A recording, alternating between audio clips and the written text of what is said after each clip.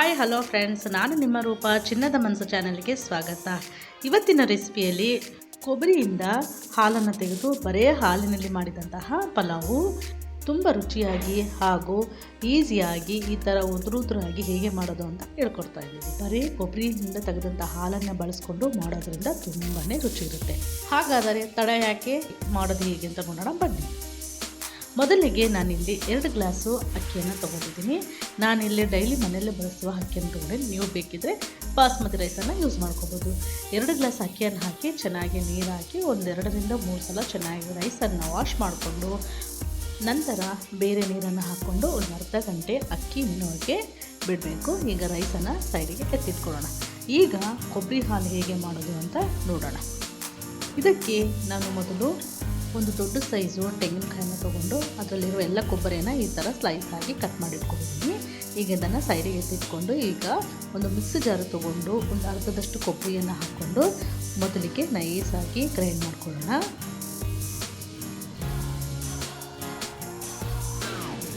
ಈಗ ಈ ಥರ ನೈಸಾಗಿ ಗ್ರೈಂಡ್ ಮಾಡ್ಕೋಬೇಕು. ಕೊಬ್ಬರಿಯಲ್ಲಿ ಸಹ ಕೊಬ್ಬರಿ ಇರಬಾರ್ದು. ಈ ಥರ ಗ್ರೈಂಡ್ ಮಾಡ್ಕೊಂಡ್ಮೇಲೆ ಈಗ 1 ಗ್ಲಾಸಷ್ಟು ನೀರನ್ನು ಹಾಕ್ಕೊಂಡು ಈಗ ಹಾಲನ್ನು ತಗೋಬೇಕು. ಈಗ ಇನ್ನೊಂದು ಸಲ ಮಿಕ್ಸಿಗೆ ಗ್ರೈಂಡ್ ಮಾಡ್ಕೊಂಡು ಬರೋಣ. ನಾವಿಲ್ಲಿ ಮುಂಚೆನೇ ಅಳತೆ ಮಾಡಿ ಇಟ್ಕೊಂಡಿರಬೇಕು. ನಾನಿಲ್ಲಿ 2 ಗ್ಲಾಸ್ ಅಕ್ಕಿಗೆ 3 ಗ್ಲಾಸಷ್ಟು ಹಾಲನ್ನು ತೆಗಿತಾ ಇದ್ದೀನಿ. ನೋಡಿ, ಈ ಥರ ಚೆನ್ನಾಗಿ ಹಾಲೆಲ್ಲ ಬಂದಿರುತ್ತೆ. ಈಗ ಇದನ್ನು ಒಂದು ಸ್ಟ್ರೈನರಲ್ಲಿ ತೊಗೊಂಡು ಸ್ಟ್ರೈನ್ ಮಾಡ್ಕೊಳ್ಳೋಣ. ಫ್ರೆಂಡ್ಸ್, ಯಾರ್ಯಾರು ನನ್ನ ಚಾನಲ್ ನೋಡ್ತಾ ಇದ್ದೀರಾ ಅವರೆಲ್ಲರೂ ದಯವಿಟ್ಟು ನನ್ನ ಚಾನಲನ್ನು ಸಬ್ಸ್ಕ್ರೈಬ್ ಮಾಡ್ಕೊಳ್ಳಿ. ಹಾಗೆ ಈ ವಿಡಿಯೋ ನೋಡಿದ ಮೇಲೆ ಒಂದು ಲೈಕ್ ಕೊಡೋದನ್ನು ಮರಿಬೇಡಿ. ನೋಡಿ, ಈ ಥರ ಕೊಬ್ಬರಿನೆಲ್ಲ ಪ್ರೆಸ್ ಮಾಡ್ತಾಯಿದ್ರೆ ಕೊಬ್ಬರಿನಲ್ಲಿರುವ ಎಲ್ಲ ಹಾಲು ಚೆನ್ನಾಗಿ ಸ್ಟ್ರೈನ್ ಆಗುತ್ತೆ. ನೋಡಿ, ಇದೇ ರೀತಿ ಎಲ್ಲ ಹಾಲನ್ನು ತಗೋಬೇಕು. ನೋಡಿ, ನಾನು ಇಲ್ಲೊಂದು ಬೌಲ್ ಆಗೋಷ್ಟು ಹಾಲನ್ನು ತಗೊಂಡಿದ್ದೀನಿ. ಈ ಥರ ನೈಸಾಗಿ ಪೌಡ್ರ್ ಮಾಡಿಕೊಂಡು ಹಾಲನ್ನು ತೊಗೊಂಡಿದ್ದೀನಿ. ಈ ಹಾಲನ್ನು ಈಗ ಸೈಡಿಗೆ ಎತ್ತಿಟ್ಕೊಳ್ಳೋಣ. ಈಗ ಇದಕ್ಕೆ ಸ್ಪೈಸಸನ್ನು ನೋಡೋಣ. ಮೊದಲಿಗೆ ಒಂದು ಬಿರಿಯಾನಿ ಎಲೆ, ಒಂದು ಸ್ಟೋನ್ ಫ್ಲವರು, 4 ಲವಂಗ, 1 ಏಲಕ್ಕಿ, 1 ಸ್ಪೂನು ಜೀರಿಗೆ, ಹಾಗೆ 1 ಚಕ್ಕೆ, 1 ಸ್ಟೋನ್ ಫ್ಲವರು. ನಂತರ ಒಗ್ಗರಣೆಗೆ 1 ಈರುಳ್ಳಿ, 1 ಟೊಮೊಟೊ, ಸ್ವಲ್ಪ ಕೊತ್ತಂಬರಿ, ಸ್ವಲ್ಪ ಪುದೀನ, ಕರಿಬೇವು. ಈಗ ಒಲೆ ಮೇಲೆ ಒಂದು ಕುಕ್ಕರನ್ನು ಇಟ್ಕೊಂಡು ಕುಕ್ಕರ್ ಬಿಸಿಯಾದ ನಂತರ ಇಲ್ಲಿ 2 ರಿಂದ 3 ಸ್ಪೂನ್ ಎಣ್ಣೆನ ಹಾಕ್ಕೊಂಡು ನಂತರ ಒಂದು ಸ್ವಲ್ಪ ಬೆಣ್ಣೆನ ಹಾಕ್ಕೊತಾ ಇದ್ದೀನಿ. ಬೆಣ್ಣೆ ಬೇಕಿದ್ದರೆ ಆಪ್ಷನಲ್ಲು, ಬರೀ ಎಣ್ಣೆಯಲ್ಲಿ ಸಹ ಮಾಡ್ಕೋಬೋದು. ಈಗ ಬೆಣ್ಣೆ ಎಲ್ಲ ಚೆನ್ನಾಗಿ ಕರಗಿದ ಮೇಲೆ ನಾವು ಸ್ಪೈಸಸ್ ಎಲ್ಲ ಎತ್ತಿಟ್ಕೊಂಡಿದ್ವಲ್ಲ, ಈಗ ಎಲ್ಲ ಸ್ಪೈಸಸನ್ನು ಹಾಕಿ ಚೆನ್ನಾಗಿ ಈ ಆಯಿಲಲ್ಲಿ ಫ್ರೈ ಮಾಡ್ಕೊಳ್ಳೋಣ. ಈಗ ಈ ಎಲ್ಲ ಸ್ಪೈಸಸ್ಸು ಚೆನ್ನಾಗಿ ಫ್ರೈ ಆದಮೇಲೆ ಈಗ ಇದಕ್ಕೆ ನಾವು ಮುಂಚೆನೇ ಕಟ್ ಮಾಡಿ ಇಟ್ಕೊಂಡಿರುವ ಈರುಳ್ಳಿಯನ್ನು ಹಾಕ್ಕೊಳ್ಳೋಣ. ಈರುಳ್ಳಿ ಸಹ ಚೆನ್ನಾಗಿ ಹಸಿ ವಾಸನೆ ಹೋಗಿ ಗೋಲ್ಡನ್ ಕಲರ್ ಬರೋವರೆಗೂ ಚೆನ್ನಾಗಿ ಫ್ರೈ ಮಾಡ್ಕೋಬೇಕು. ಈರುಳ್ಳಿನೂ ಚೆನ್ನಾಗಿ ಫ್ರೈ ಆದಮೇಲೆ ಸ್ವಲ್ಪ ಕರಿಬೇವನ್ನು ಹಾಕ್ಕೊಳ್ಳೋಣ.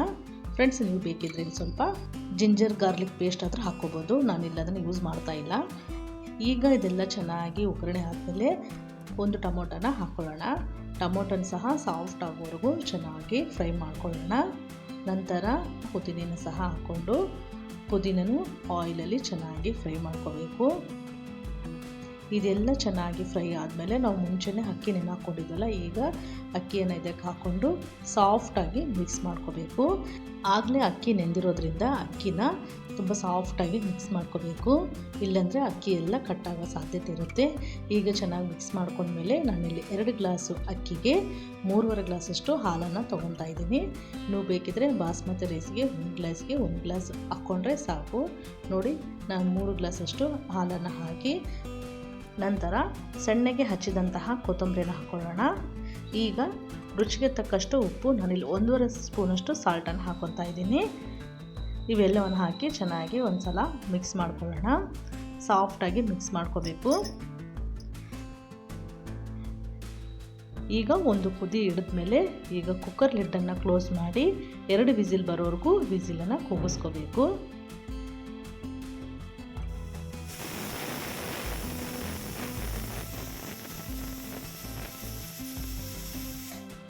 ಈಗ 2 ವಿಸಿಲ್ ಆದಮೇಲೆ ಪ್ರೆಷರ್ ಎಲ್ಲ ಹೋದ್ಮೇಲೆ ಓಪನ್ ಮಾಡಿ ನೋಡೋಣ.